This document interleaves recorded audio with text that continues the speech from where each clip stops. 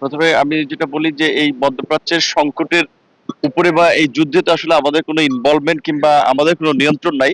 এটা শুরু হয়েছে, কখন শেষে আমরা জানি না। তবে সামগ্রিক পরিস্থিতি এটা দেখে বোঝা যাচ্ছে যে মার্কিন যুক্তরাষ্ট্র শুরুর দিকে যতটা ডেসপারেট ছিল, এখন বোধহয় তারা আসলে যুদ্ধ থেকে বেরিয়ে যাওয়ার একটা রাস্তা খুঁজতেছে।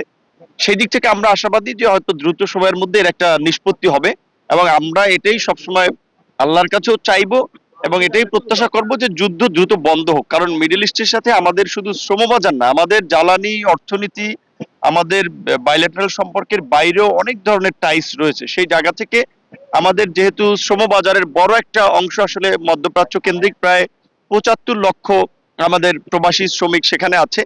এই যুদ্ধের ফলে আমরা যেটা ইতিমধ্যেই খবর পেয়েছি যে বাহরাইনে একজন, সৌদি আরবে দুইজন, দুবাই একজন, চারজন এ পর্যন্ত আমাদের বাংলাদেশি নাগরিক মারা গিয়েছেন, আরো বেশ কয়েকজন আহত হয়েছেন।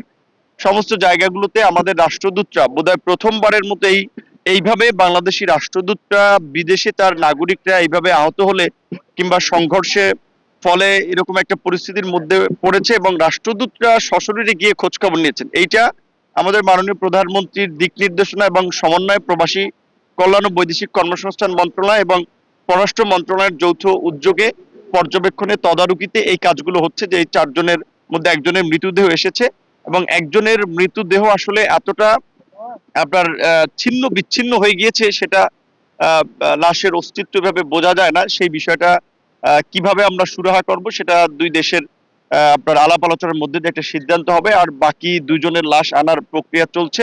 এবং একই সাথে আপনারা জানেন যে গতকাল রাতে আপনার মালদ্বীপে আমাদের ৫ জন বাংলাদেশি রান্নার গ্যাসের আসলে বিস্ফোরণে, সিলিন্ডার বিস্ফোরণে আপনার তারা নিহত হয়েছে ৫ জন। সেই ৫ জনের বিষয়ে ইতিমধ্যে আমরা কথা বলেছি। আমাদের দূতাবাস কথা বলছে যে দুই দেশের আনুষ্ঠানিক প্রক্রিয়াগুলো শেষ করে তাদের লাশ কিভাবে দেশে আনানো যায়।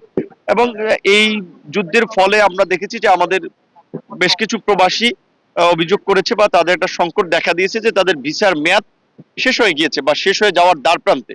সেইটা বিবেচনা করে একেবারে বলা চলে আপনার এই মাসের শুরুতেই আমাদের পররাষ্ট্র মন্ত্রণালয় থেকে আমাদের সংশ্লিষ্ট দেশগুলোর যারা ঢাকাস্থ দূতাবাসে আছেন রাষ্ট্রদূত হিসেবে, তাদেরকে মৌখিকভাবে বলা হয়েছিল যে আমাদের দেশের নাগরিকদের অন্তত তারা যেন এই ভিসার মেয়াদটা এক্সটেনশনের ক্ষেত্রে বিবেচনা করেন। পাশাপাশি ওই দেশগুলোতে আমাদের রাষ্ট্রদূতদের মাধ্যমেও তাদের ফরেন মিনিস্ট্রিকে জানানো হয়েছিল।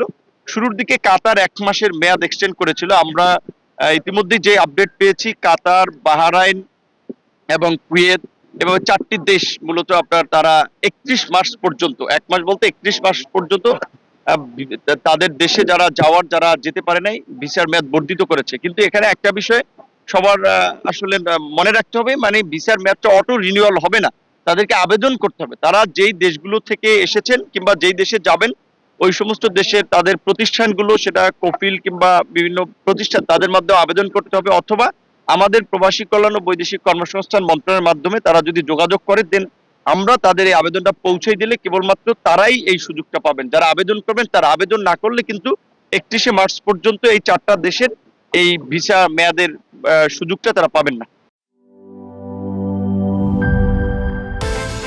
বিকাশ পেমেন্টে ১০,০০০ টাকার বেশি অফার, শপিং চলছে তো।